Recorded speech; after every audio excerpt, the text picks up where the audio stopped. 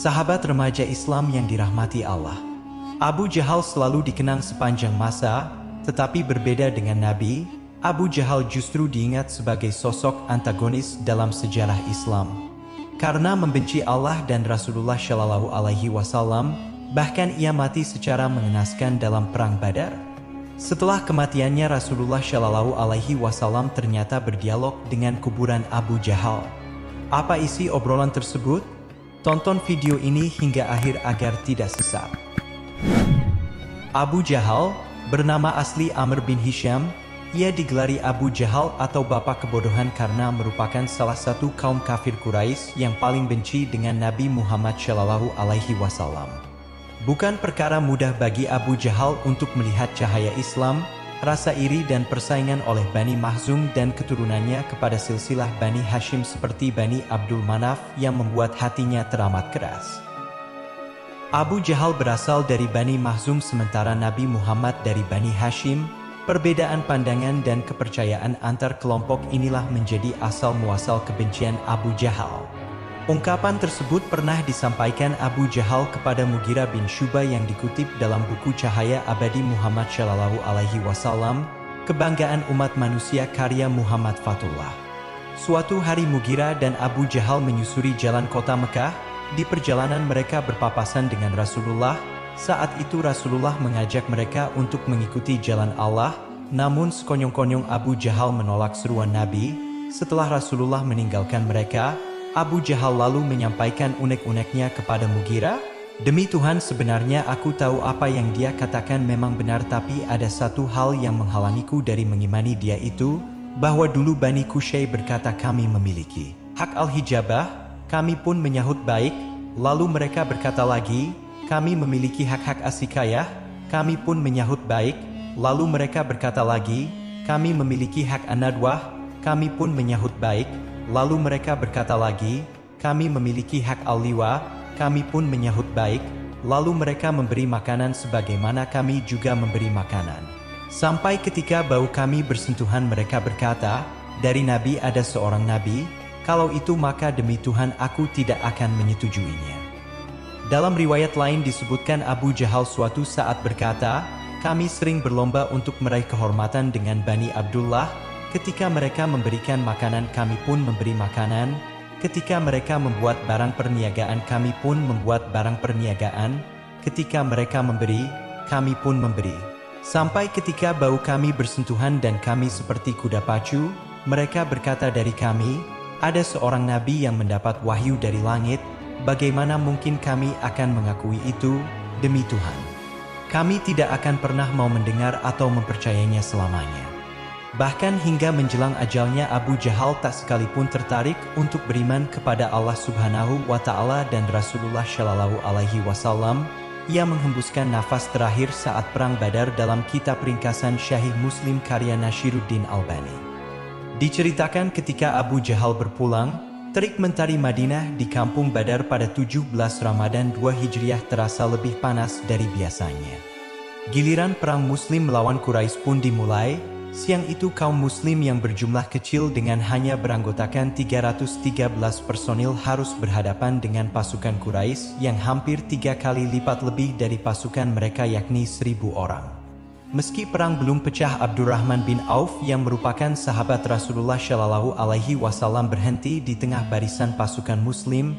Namun seorang pria berusia 16 tahun tiba-tiba mendatanginya dan berkata, "Wahai paman, apakah paman kenal dengan Abu Jahal?" "Ya, aku kenal, tapi kamu ada keperluan apa dengannya?"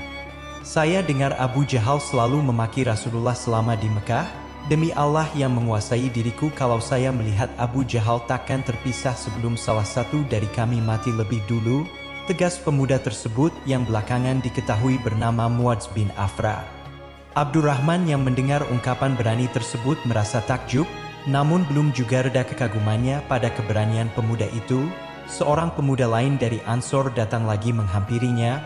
Ternyata sosok yang baru ini adalah adik Muaz yakni Muawis bin Afrah. "Paman, apakah paman tahu siapa itu Abu Jahal?"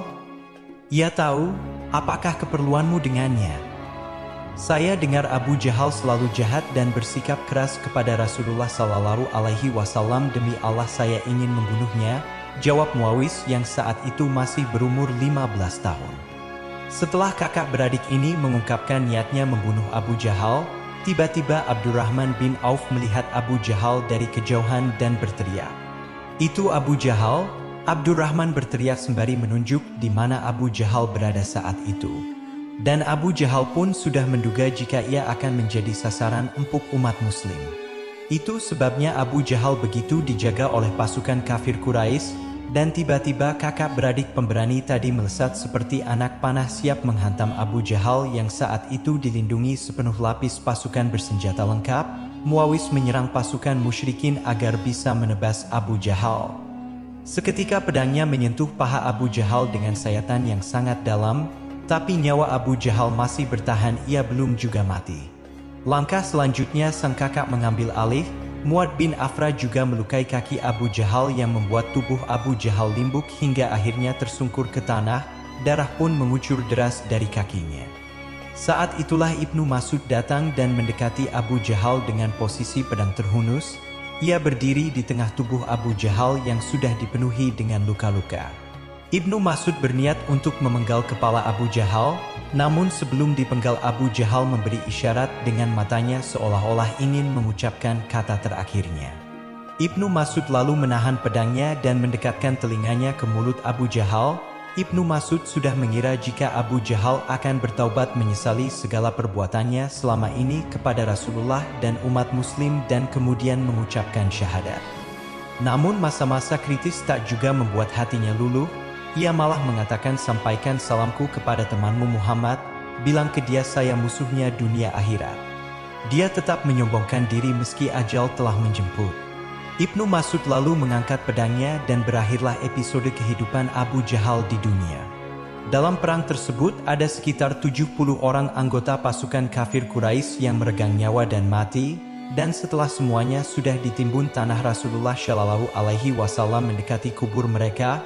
Beliau mengajak semua kafir di kuburan itu untuk berbicara. "Hai Abu Jahal, hai Utbah bin Rabi'ah, dan Syaibah bin Rabi'ah," seluruh Rasulullah Shallallahu Alaihi Wasallam menyebut nama-nama petinggi Quraisy lainnya.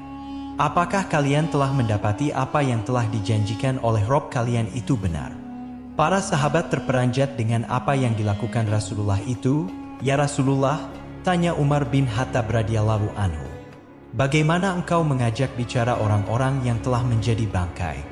Demi saat yang jiwaku berada di tangannya, kalian tidak lebih mendengar pertanyaan perkataanku itu melebihi mereka, hanya saja mereka tidak dapat menjawab," jawab Rasulullah Shallallahu Alaihi Wasallam. Begitulah cara Rasulullah berbicara dengan mayat dan kuburan Abu Jahal. Sosok yang memusuhinya ternyata tak pernah berbalik sekalipun sampai ajal menjemputnya. Sahabat remaja Islam, semoga Allah memberikan lindungan dan dijauhkan dari sifat-sifat kesombongan Abu Jahal kepada kita. Jika video ini bermanfaat, jangan lupa untuk di-subscribe, like, komen, dan jangan sungkan untuk di-share.